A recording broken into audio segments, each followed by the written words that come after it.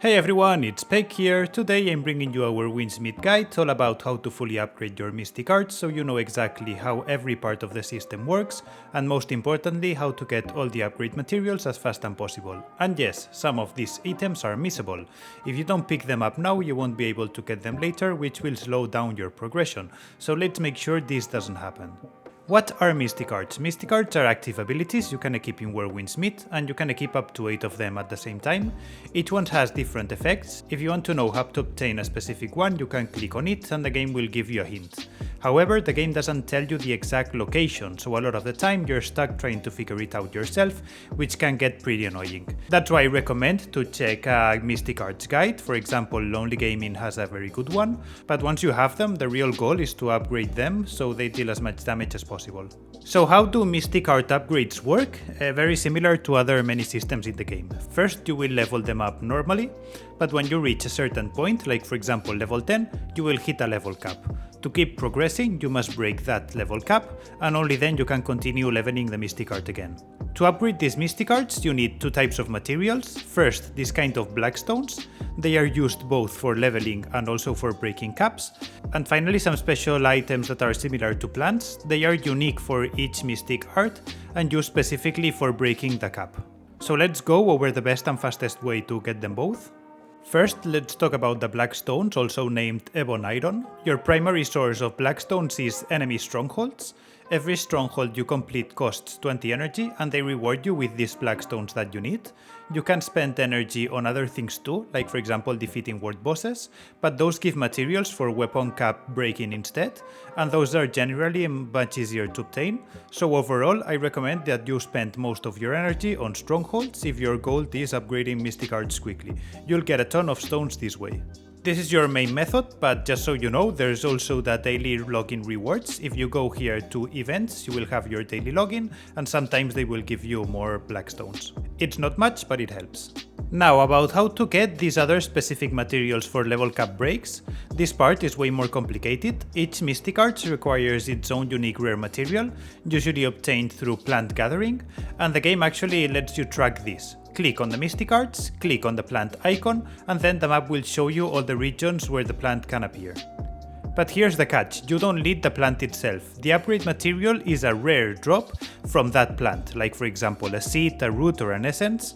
The drop rate is very low, so it takes patience.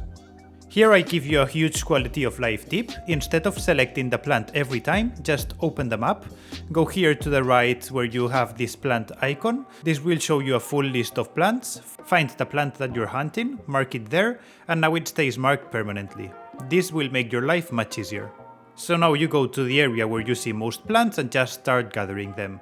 However, this is very important. If you're playing in your solo world, once you gather the plant, it will take 22 hours to respawn, so they are quite limited. However, something good is that the game shows you how many plants are in each area, so it's easy to track if you've gathered them all.